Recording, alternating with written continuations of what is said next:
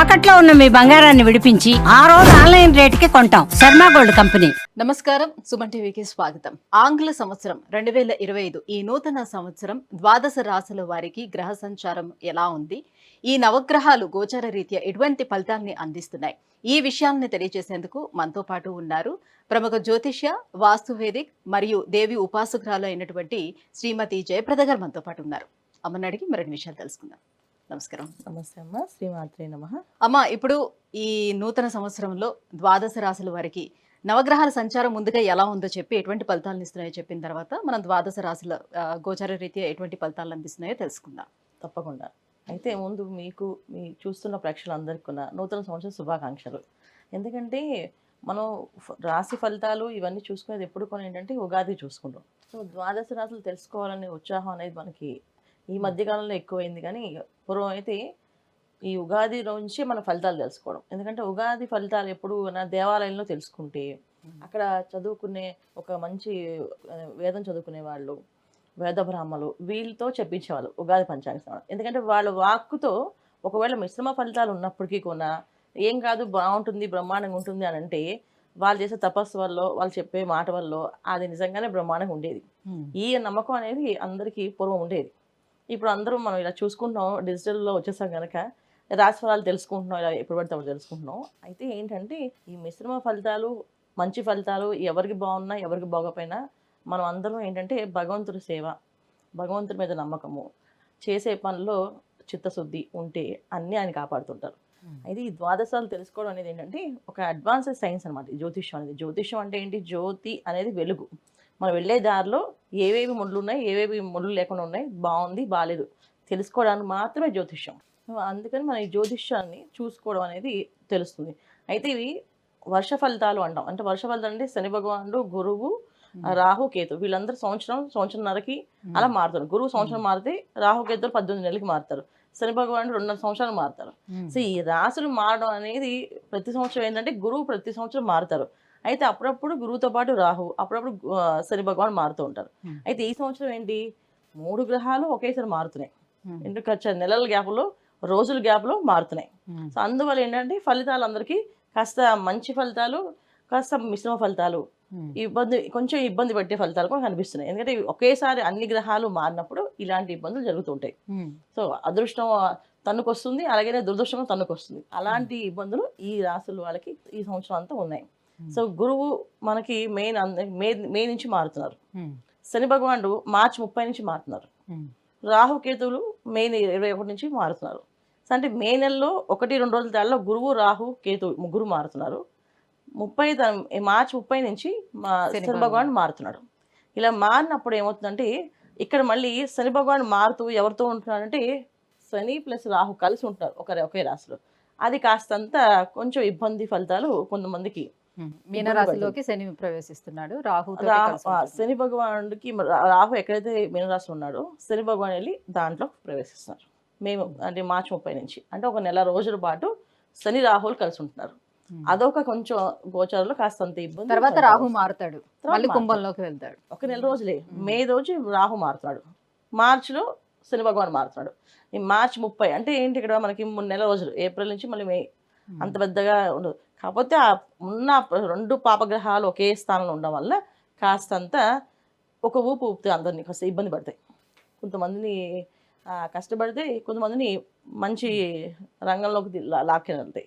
ఇలాంటి సిచ్యువేషన్ జరుగుతుంటే వాళ్ళ జాతకంలో వాళ్ళ జాతక చక్రంలో దశ అంతర్దశలు యోగిస్తున్నాయి అంటే ఇవి 2 కలవడం వల్ల మంచి ఫలితాలు, యోగించట్లేదు ఈ 2 కలవడం వల్ల చెడు ఫలితాలు ఇవి కనిపిస్తున్నాయి అన్నమాట.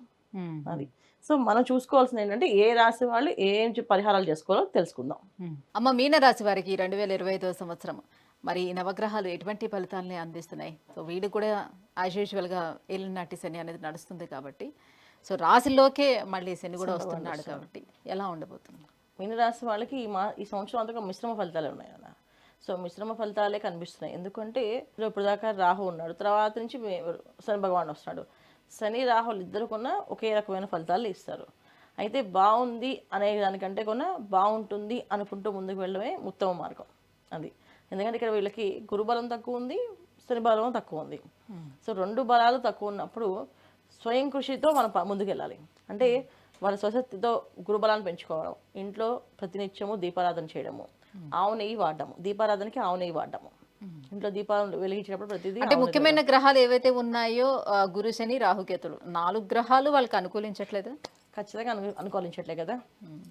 అయితే చతుర్థ స్థానంలో గురువు, కుటుంబ స్థానంలో గురువు శుభగ్రహం ఉంటే మంచిదని చెప్పేసి అనుకుంటాం. చతుర్థ స్థానంలో గురువు ఉంటే మంచి ఫలితాలే మే నుంచి బాగుంటాయి అనుకోవచ్చు. అయితే బాగుంటాయి అంటే ఎలాంటి విషయాలంటే కుటుంబంలో ఉండే సభ్యులందరూ సహకరించడం, తర్వాత ముఖ్యంగా తల్లిదండ్రులు వీళ్ళతో సన్నిహితంగా ఉండడం, తల్లిదండ్రులు లేని వాళ్ళకి తల్లిదండ్రులని ప్రేమగా చూసుకోవాలనే ప్రయత్నం చేయడం, వీళ్ళు దూరంగా ఉన్న వాళ్ళని ప్రయత్నం చేయడం. ఈ అన్నిటికంటే మెయిన్ అంటే మీనరాశి వాళ్ళే ప్రతి నిత్యము దైవారాధన చేయడము, గుడికి వెళ్ళడము, బయటికి వెళ్ళడం. బయటికి వెళ్ళే ప్రతిరోజు గుడికి వెళ్ళి నమస్కారం చేసి బయటికి వెళ్తే పనులు అవుతాయి. నవగ్రహ ప్రదక్షిణాలు చేయడము, ఇవి చేసుకుంటూ వెళ్ళాలి. ఎందుకంటే ఆర్థికపరమైన ఇబ్బందులు అనేది కాస్తంత కనిపిస్తున్నాయి. బాగుంది, బ్రహ్మాండంగా ఉంది అంటే వాళ్ళ జన్మజాతకంలో యోగం బాగుంటే ఈ గోచర ఫలితాలు పెద్దగా అంత పెద్ద పట్టింపుకోగలదు. కానీ జన్మజాతకంలో ఇలాంటి గ్రహస్థే నడుస్తుంది అంటే మాత్రం ఖచ్చితంగా ఇది అది కలిపి కాస్త ఇబ్బంది పడుతుంది.